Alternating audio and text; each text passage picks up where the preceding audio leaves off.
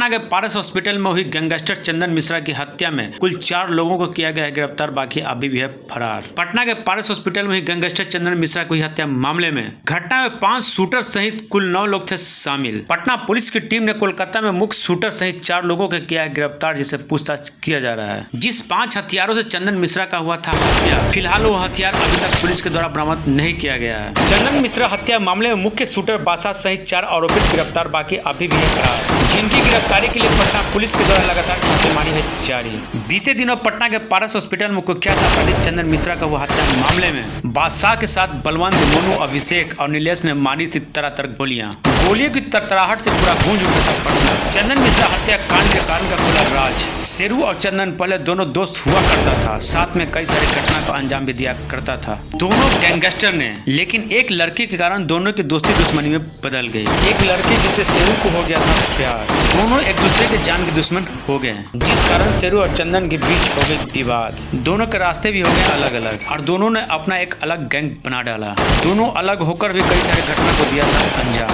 अवगत है कि 17 तारीख को चंदन मिश्रा के हॉस्पिटल में गोली मार के हत्या कर दी और इसमें जो शूटर्स थे वो अलग अलग जगहों पर भाग गए थे।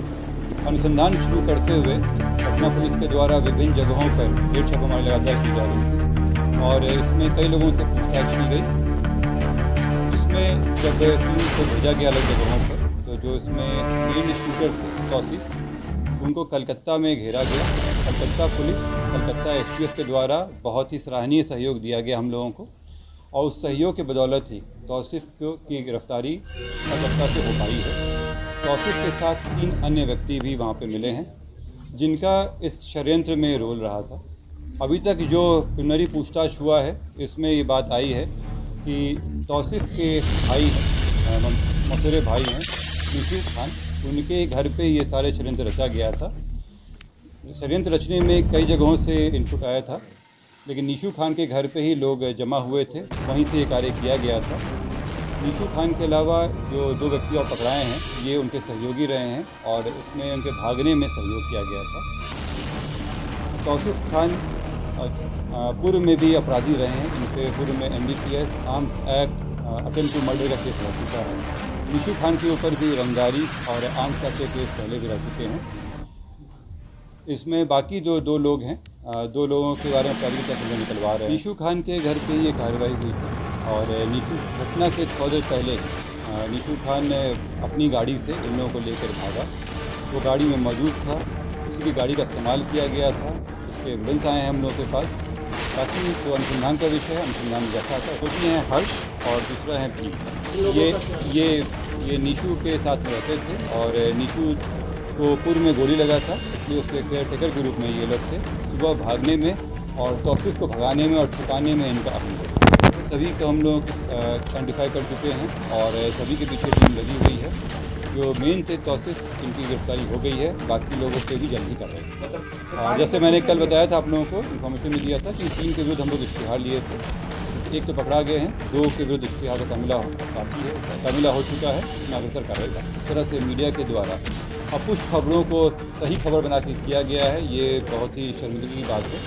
इससे हमारा अनुसंधान बाधित हुआ और हम लोग जो इससे पहले पकड़ लेते, ये इसमें डिले हुआ।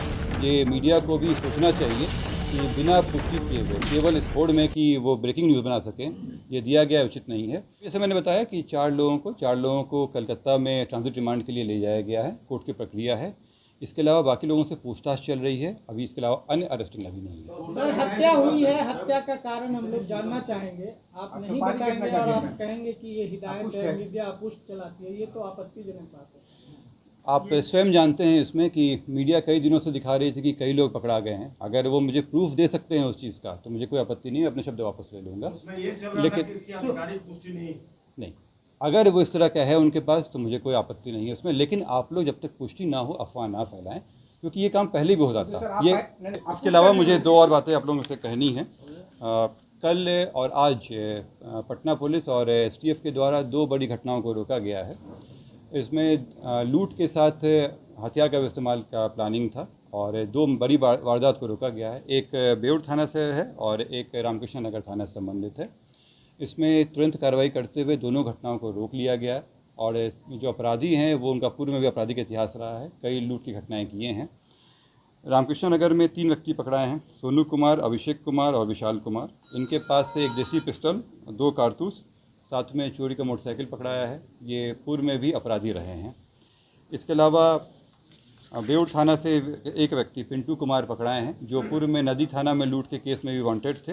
इसके अलावा ये अन्य घटनाएं भी करने जा रहे थे। शेरों से पूछताछ हुई है? ये हॉस्पिटल की जो बात है, इस पे हम लोग जांच कर रहे हैं कि कैसे बिना रोक टोक के, बिना किसी जांच के वो अंदर चला गया, और जिस तरह से वो गया है ये क्लियर था कि पहले भी वो वहाँ पे जाता था। क्यों नहीं हॉस्पिटल के द्वारा उन्हें रोका गया, पूछा गया, क्योंकि जब आम आदमी जाते हैं तो उनसे पूछा जाता है कि वो किस कमरे में जा रहे हैं, चेकिंग होती है, फ्रिस्किंग होती है, तो फिर इस मामले में क्यों नहीं किया गया।